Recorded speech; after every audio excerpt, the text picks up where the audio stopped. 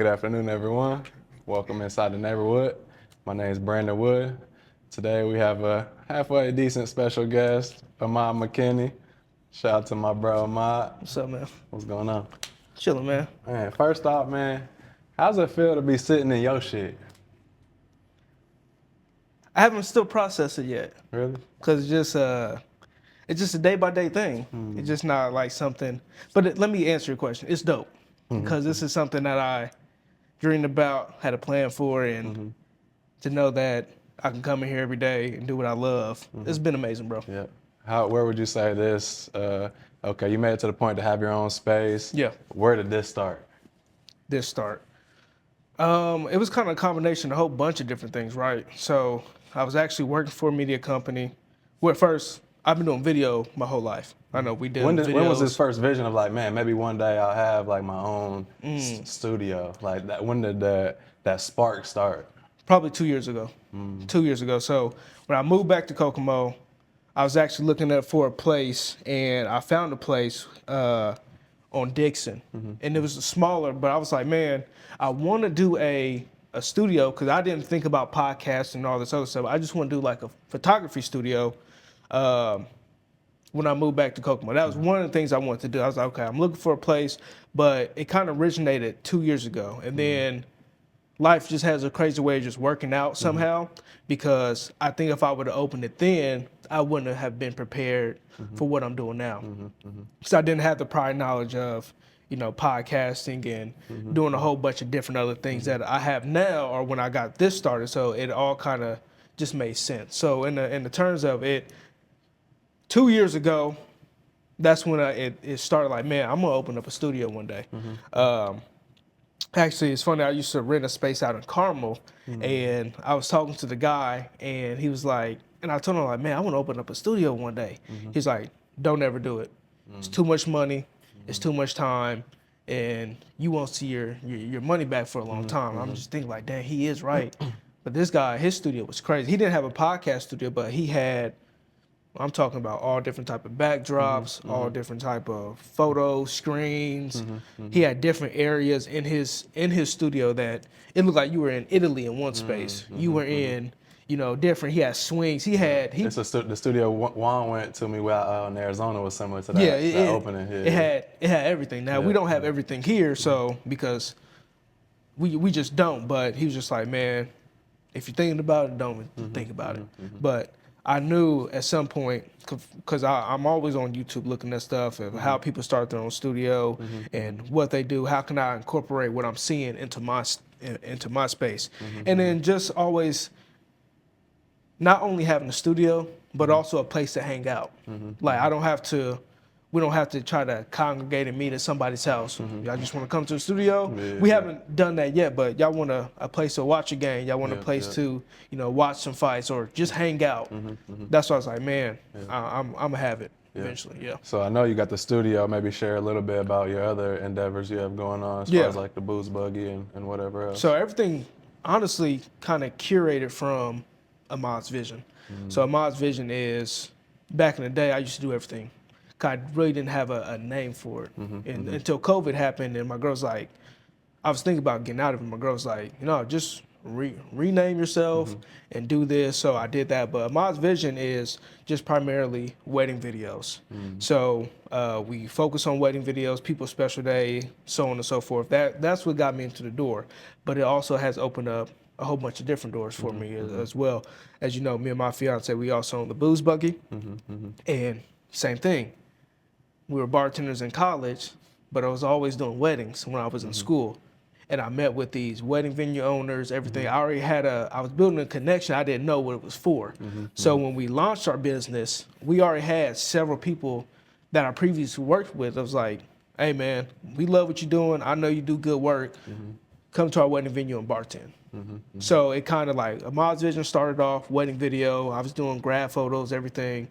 The Booze Buggy, took off. We had some connections in the wedding industry, and now I'm just tying it all together in the Vision Studio where, we focus on podcasts, we do content creation for small businesses or whatever. We done some big corporate commercials as well, but I'm just trying to really hit every avenue in a sense. You know, our weekends are pretty much wedding based, but also during the weeks we still need to be doing, you know, something. So that's how I kind of got here. Nice. Take me back to when we went to Michigan State. Oh man, damn. You know, that was actually a time where I was thinking like, this camera, this $1,200 camera, however much the camera was, this really can take you places. And that whole experience in itself was just crazy because I don't think we knew each other that well. And you was like, hey, I'm going to Michigan State. And at the time, I was a huge Michigan State fan. Now I'm a big IU fan, but I still have love for Michigan State.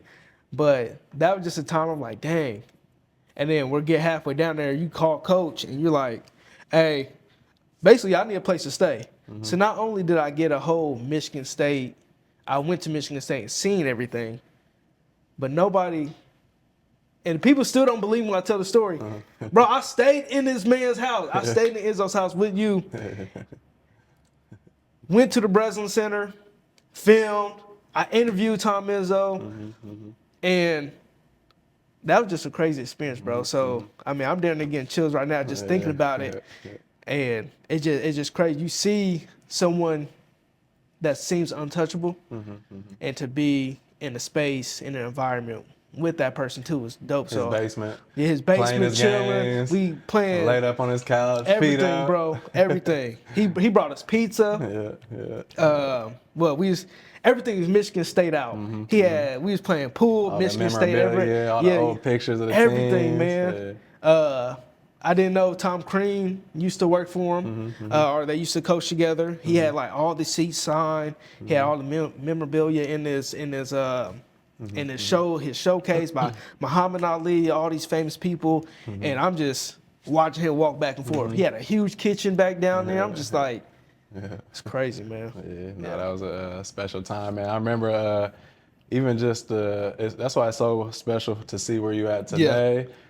Just because I remember just where you were at then in your journey. You know, you were just like, you know, you hadn't had much experience, you know, in the real world. You were just kind of like, damn, what's next? You know, I got these passions, you know, and what I love is just your openness to learn and like ask questions and be curious and most importantly to serve. You know what I'm saying? Like through my journey, I went through. I approached it as like, how can I help you out? How can I help someone out? And that's rare, you know, because a lot of people feel like they have to get something in return. You know, so for me, like being in the position I was in, it's always been important for me to kind of like, especially coming back to my hometown, like the generations coming up under me.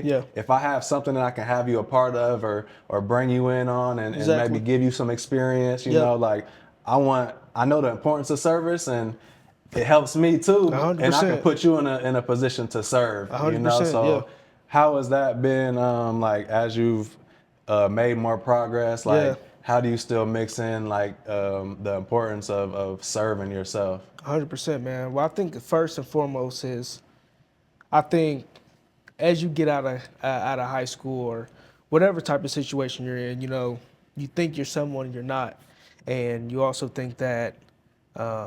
You can do it all by yourself, and that's not the case. You look at all these businesses, there's a chain of command, and as I start to get older, start maturing, it's like I could take all these people with me that have the same common goal, and we just gonna make something work. So when it comes to serving, it's like I think I'm on this earth for a reason, and that is, you know, my video skills. So if I can bring Juan in, if I can bring Amir in, if I can make their lives a little bit better, but also making my lives better, it's a win-win for everybody. So I'm now stepping into like a place where I'm just a big team player. I want to see everybody win. How's that been? Like the initial months of Vision Studios? It's been really good, man. I would say once everybody has got here and everybody's like. It's always a process, right? You know, getting certain people trained on certain things so I can take a step back. But it's been really refreshing, really good. The studio itself is still moving slow, but also I said this on another podcast. Podcasting in itself is something new for a lot of people. Commercial video shoots and all that stuff.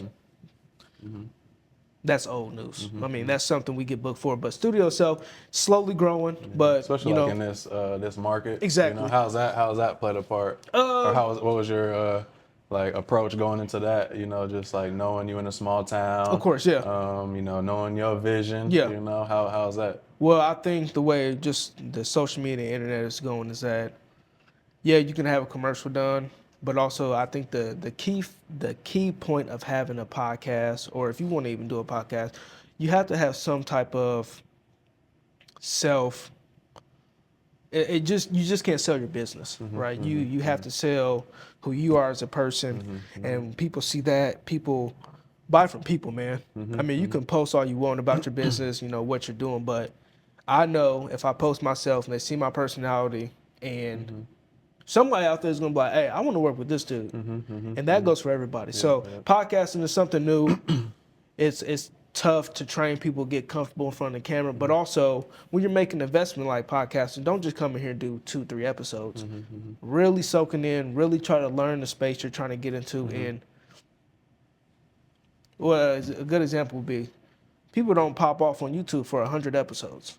Have the mindset of that as far as like, if you really want to do podcasts, get into it. But also to answer your question, and that was, I want to connect with businesses also on a business level when it comes to, we want to create you content, but also I want you to be your authentic self and start a podcast. Not saying everybody should or needs to, but this is another avenue that people can make money into. So how's I like something you shared. I want to maybe expand on a little bit, get your perspective.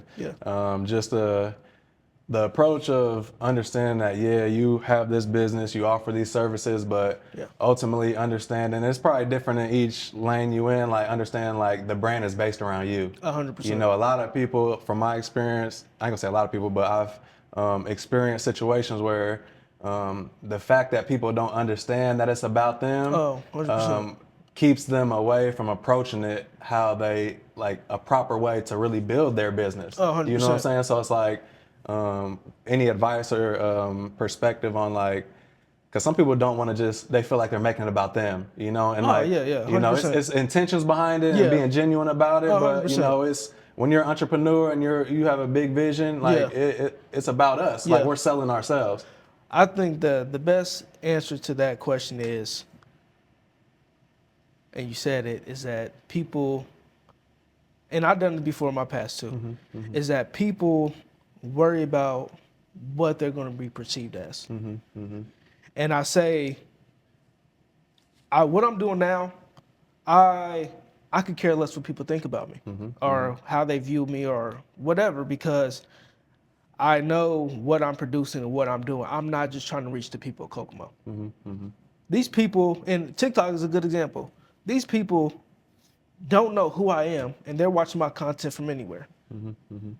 So once you can trick your brain, it's like, first of all, nobody really cares, about you, what you're doing. I mean, they might talk stuff, but if you can just like take that thought away and just post whatever you want to post, be your authentic self, the success will come with that. Because just because I went to school with these people from high school, they don't like me or they see my videos, they're talking stuff about, I don't care. They're not paying my bills. So you can't worry about what other people have to think or say or anything. How's it been like, we've talked a little bit, maybe you can share a little bit about just like growing up in Kokomo, going through experiences of like, moving on, going to school and then like the coming back and, the dynamics change like in certain situations, I think we relationships. talked about this before. We both kind of experienced that. So how is that like? I know we're in places where we're, far removed from that, but just some perspective just to people who may be still dealing with that. 100%. I mean, first of all, I love Kokomo. It's pros and cons to everything, right? First of all, I love Kokomo. That's one of the key reasons why I moved back, because I want to see this city do better. But also with me moving away, 'cause I also lived in Lafayette. I also lived in Bloomington for a very long time. But just also seeing how other communities are. Also Bloomington, Bloomington, people don't know this either, but I think Indiana's a Republican state. Bloomington is the only city, I'm pretty sure, in Indiana that's Democratic. Not saying not bringing politics anything, but it's very welcoming. It's literally a melting pot. So you see a different view of life down there when you come to Kokomo, and a lot of people can say there's still a lot of racism here in this town, or you there's certain obstacles that we have to go through because we are who we are, but also, I mean, yeah, it's just another hurdle. Yeah, we've been equipped Yeah. for as we need to be at each each timing of that journey. Exactly. So just another hurdle. I mean, we definitely have to go around, jump over, go under, whatever the case may be. But as long as you're persistent and you do it, you go through it. But also to answer your question too is that, yeah, I came back and I'm not talking crap about anybody I went to school with or high school with, but you could definitely tell a difference from the people that have left the city and the people that have never experienced something else outside of Kokomo. And there's nothing wrong with that, but also you got to be aware of it when you have to be aware of this type of 100%. position. Yeah. But also, you probably had this experience too. Some people, I feel, nobody has told me this either, and this could be me in my head too, and I really don't care. But some people, you're in a good space, bro. Huh? I said you're in a good space. Yeah, bro. I really don't care, man. But so I love it. I feel like some people look at me as a sellout, or the whole notion behind me is I'm the whitest black person, or whatever the case may be. I don't really care, but it's like, man, you know what I'm trying to say. Yeah, you know what I'm trying all to just say. labels. Yeah, it's just people labels. Trying to box you in. Yeah, box you in, or think you sell out because you're not kicking it over here with these certain type of people. But also, man, it comes back to, branding yourself as well with the company, is that you are who you around. You surround yourself. With, yeah. So not only am I trying to answer your question, I'm also trying to be mindful of my business too. So, other people, it's a thin line because then it's like, oh, but I'm worried about what other people think of me too. But it's not that. It's more so like I'm a business person at the end of the day too. I mean, when the main part of being an entrepreneur and doing what we do is relationships. Yeah. So you got to be mindful of who you're dealing with and Exactly. Who you associate with, how that represents them. You know, not only yourself. 100%. Man, so we kind of experienced similar situations as far as like, my wife transitioning on, your father transitioning on. Yeah. So maybe, do you mind sharing on that? How that's been? Yeah, it's been fine for me. I mean, I think I'm kind of weird when it comes to this, but I think as death as, I don't think of it as like death. It's like something you can't control. Some people get real butthurt or whatever, but also my dad told me, he didn't tell me, he told my brother, but it kind of always stuck with me. And just like, hey man, whether I'm here or not, life's gonna go on. So it's like, yeah, I miss my dad too. I know he's probably in a better place, but I can't hold on to, what some people might say, what hurt them, or So you gotta stand on your experience and how you feel. And I kind of had like an out of body experience when he passed. We had a conversation, so I'm fine with it. Yeah. Well, maybe share because another thing is just, especially once your schedule's probably gotten much fuller. You got you're getting pulled a lot of directions. Yeah. You got me texting you and calling you. And just bugging you, bothering you. You know what I'm saying? Yeah. But what keeps you grounded through the day? What are some things that you try to do just to keep yourself kind of settled and grounded and still? Oh man. Or is that something that you feel like? I'm still trying to work that out. I could see that. Because, still early. Because, for one, I make it a priority. If not every week, every other week, me and my fiance, we have a day that we spend specifically for us. So that's one way I try to keep it to is, and also, like today, I woke up at 6 o'clock. I didn't get out of bed till 8, but also, I mean, even though I'm scrolling my phone, I'm just taking in the day. Yeah. Just Into like, the day, yeah. just because I wake up don't mean I gotta boots on the ground. I'm going. It's just It's like like, a soft entry. yeah, soft to the entry day. to what I got during the How day. is well? I know I want you to continue on, but Yeah. how important is that? How's that feel just to be able to start your day however you want? It's great. It's good. It's pros and cons of everything. Mm-hmm, It's mm-hmm. pros and cons of everything because I also get in the mindset is that if I'm not doing nothing, then I got to be doing something. Mm-hmm, So, I mean, it's a blessing that I can come in here and work what I want to, but also um, with me being an entrepreneur, some of the days I am working when I get up to when I go to bed. So even though I might Friday, like tomorrow, I might take tomorrow off, but you can't take too many days off. Yeah, Cause that day, they gonna catch up to you. yeah, They gonna yeah. catch up to you for sure. But like to answer your question too is I take Friday off because I know I got a long day on Saturday. So just looking at my schedule, saying okay, When is the time I can make for me and exactly, us? and also to answer your question too is like communicating and texting back too. It's not that I'm not trying to text back certain people, but also I'm trying to figure out my day in itself and who needs to be communicated first. See what I'm saying? Because I get sidetracked crazy. If I pick up this phone call, if I pick up this text, now I'm worried about this one. I just need let me push And this off being to in the a, side. I could being in a new space where it's like how I move like with my business and doing community work and all that, it's pretty much been like family. Yeah. So I've never had to like bring on like someone to partner and work with Yeah. me as far as like employees. So it's Yeah. probably an experience for you as far as like understanding like what to delegate and when to delegate, how to Yeah. respect their time, how to Exactly. move that. So how's that? Yeah. How you approach that? That's it. That's pretty easy for me. I would say Especially when because working with people who actually yeah, enjoy and want to be there. exactly. I mean, I think Amir can probably tell you that I'm very calendar based, like very calendar based. But also, I think coming from my past job when I was doing my undergrad, or no, because I just graduated, but I took over a nightclub, and that was probably the hardest job because not only am I working with 60 plus people, 50 of those 60 people, they're just in school. This is not their full-time job, so I'm trying to put a plan together, who's going to work this weekend, who's really taking this job serious, where I'm in a space now that everybody that's in here or who I'm around, they want to win. Yeah. So I think delegating now is pretty simple. And also, I mean, Amir's been doing a great job. I showed her how to do the podcast. Now that's something I don't have to do. She knows how to do it from start to bottom. So once this episode is done, I can go on about my day. So just putting people in the right position to succeed and where I can see them succeed at. Because some people they just need a little push. So I know you can do it.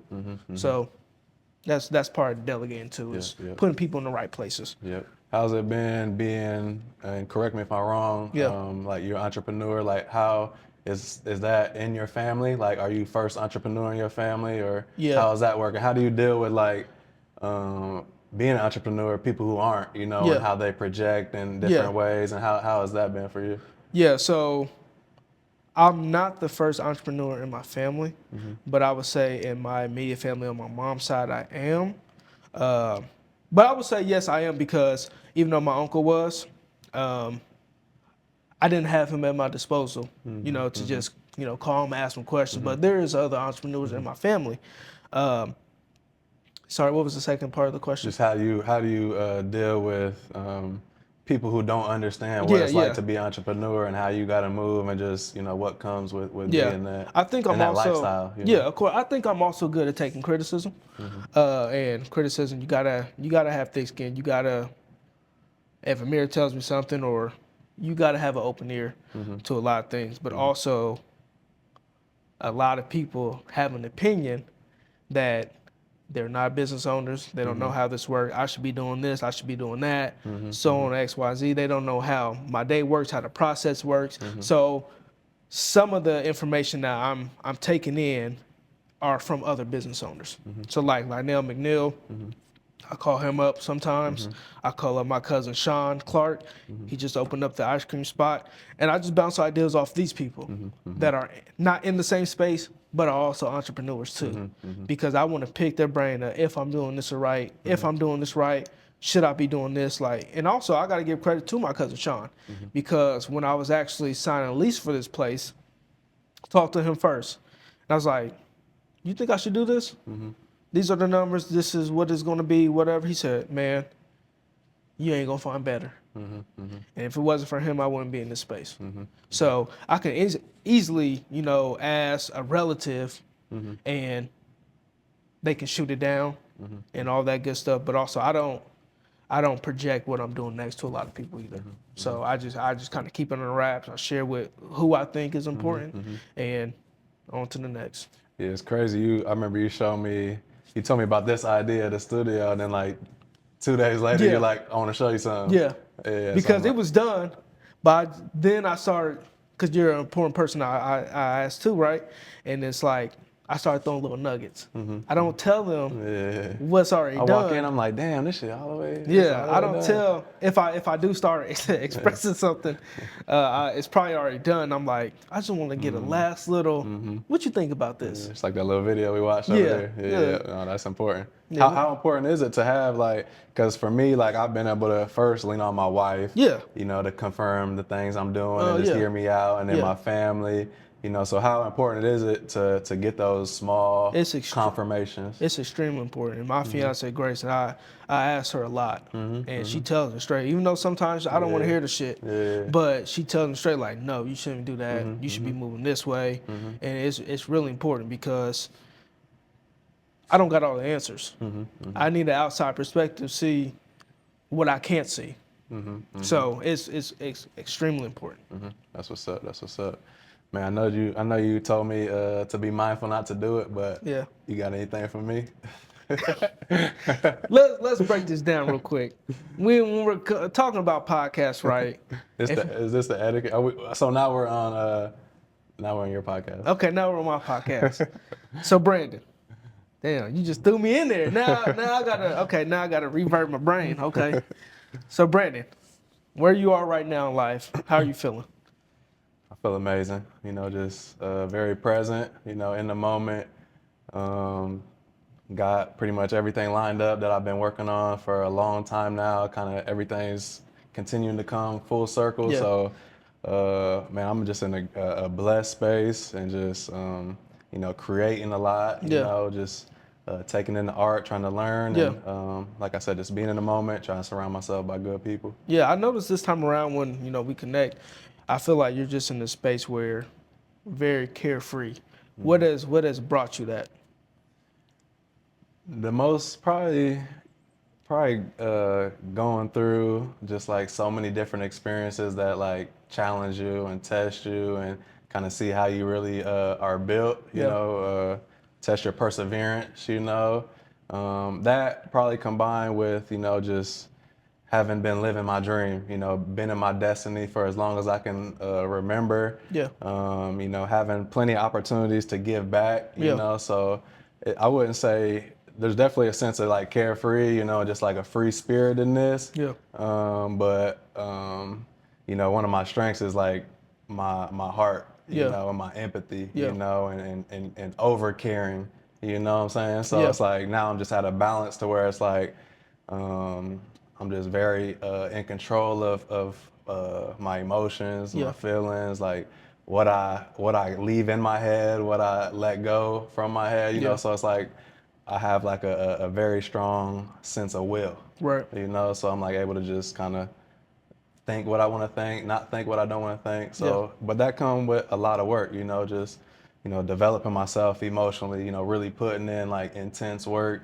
with myself, with my wife, you know, with my family as I'm able to, you know. So it just it's like just a lightheartedness, you know, just a free flow and just kind of. Now I'm damn near just like watching to see what the hell's gonna happen with me too. You know what I'm saying? Now, with the passing of your wife, how has that impacted you mentally, physically, or spiritually?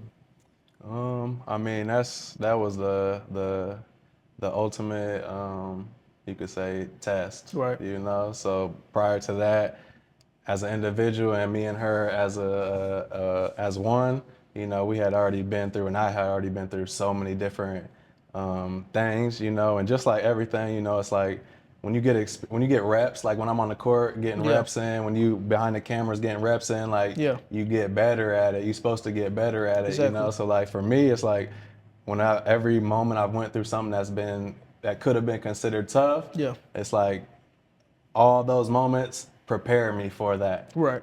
Along with like me and her's journey and you know, just our approach and our understanding of this experience. So for me, it's you know, I haven't had to what I hear grief associated with. I haven't had to experience that. You know, pain. I haven't had to experience that. Yeah. Even like I read a quote. It was like, grief is only love that wasn't given. So once I heard that, I'm like, oh, okay, that's why I haven't felt grace, because I gave her all my love. Yeah. You know, so like, you know, I know all different relationships with individuals that have that experience are different, you know, Yeah. but mine and hers, it was as special as it could have Yeah. gotten. You know, so and when you're approaching life,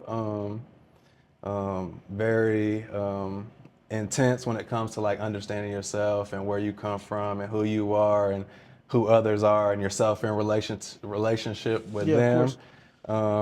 You know, you know, it has you in a space where you just very authentic. You know, we reached that point to where we're like always able to be ourselves, always able to flow forward. Yeah. So yeah, I've been in a good space. You know.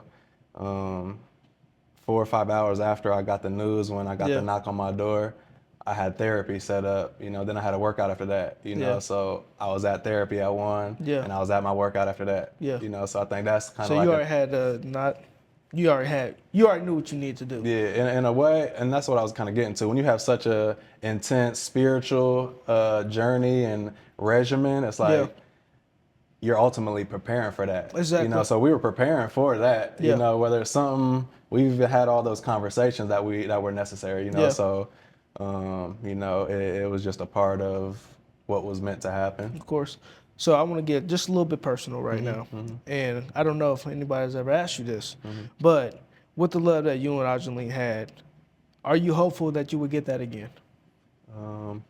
When you are loved, I think it's inevitable Yeah. that you'll have that experience again, you know, so I walk around in the presence of love Yeah. at all times, you know, and even since that experience with her, you know, I've been in a journey myself, Yeah. being a widow, being a single man.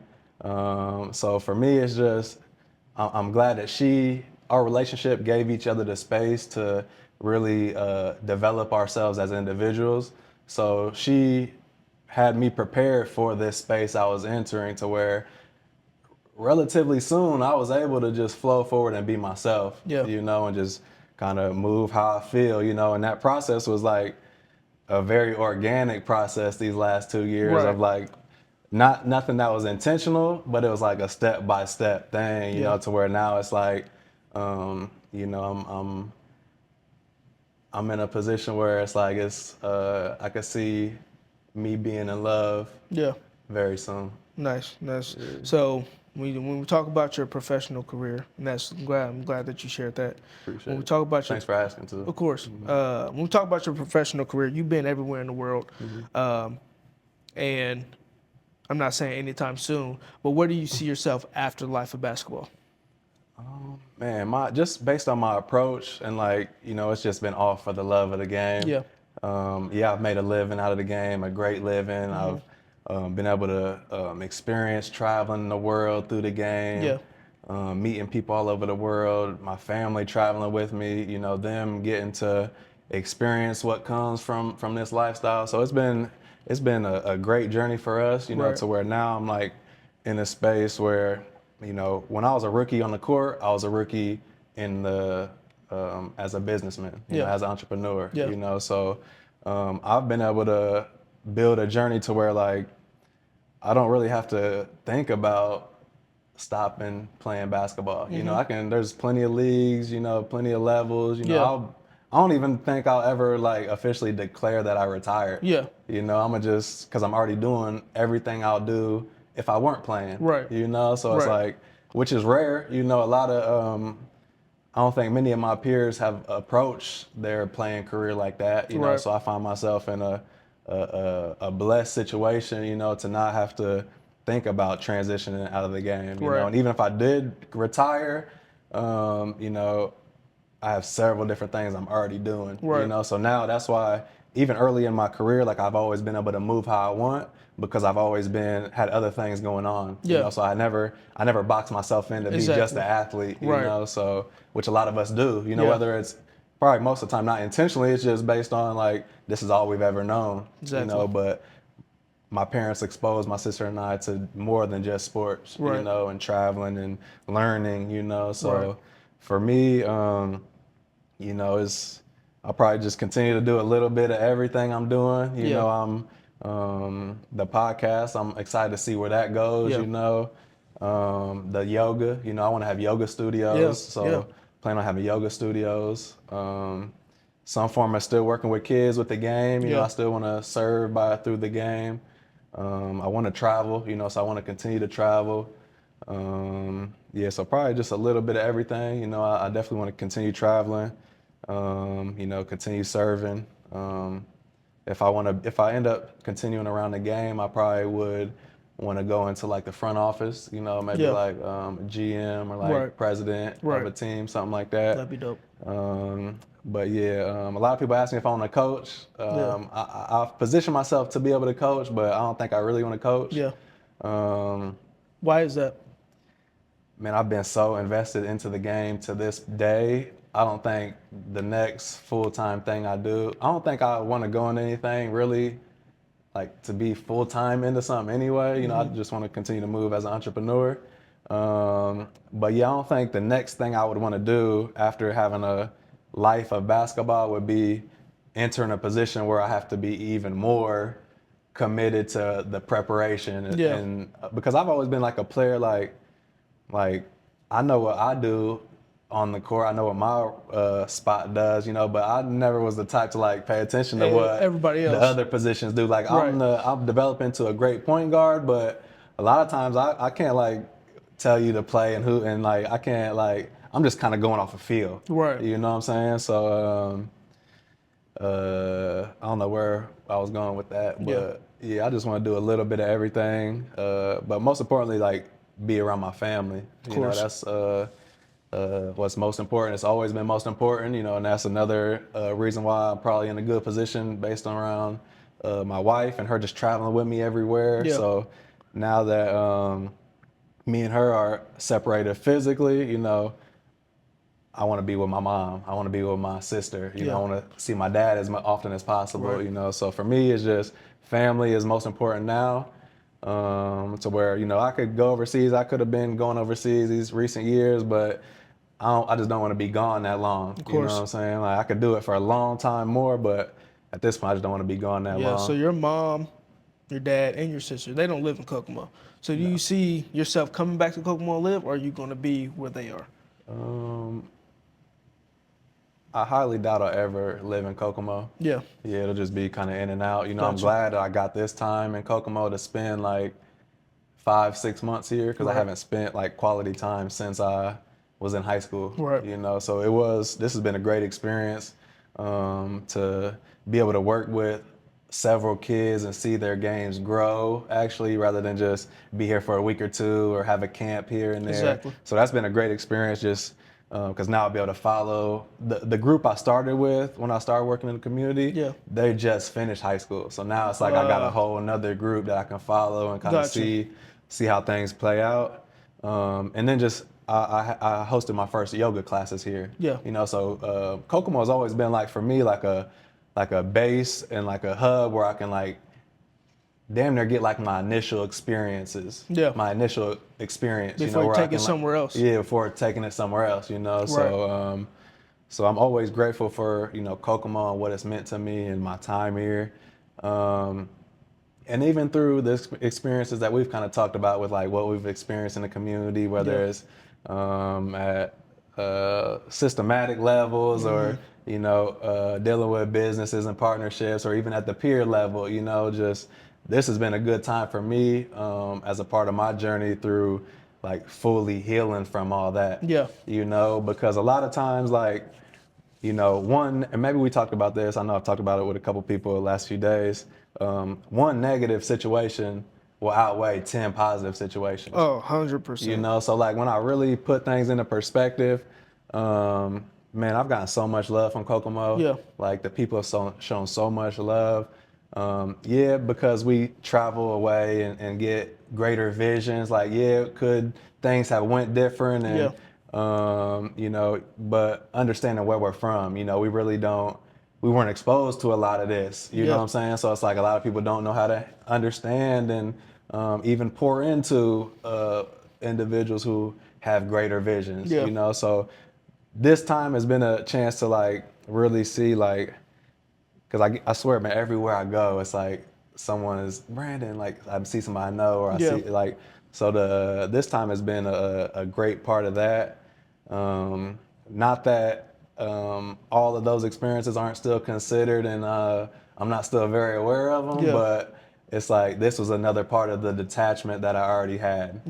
So this time was definitely my most meaningful time in Kokomo since I grew up here. No, but thank you. Yeah, thank you, bro. I needed that. I know when we first started, you asked me to come on. I was like, man, I don't know if I'm ready yet. I'm still not ready, but I mean, I'm just where I'm at in life right now. That's what I talk about. I think that speaks for where you at in life. It's like you're not supposed to be ready. If you thought you were supposed to be ready, you wouldn't have started this vision studio. You know what I'm saying? So I think that's just. And that's another thing to answer your question too is you gotta enjoy what I have now. I'm very blessed, so I'm just taking it in.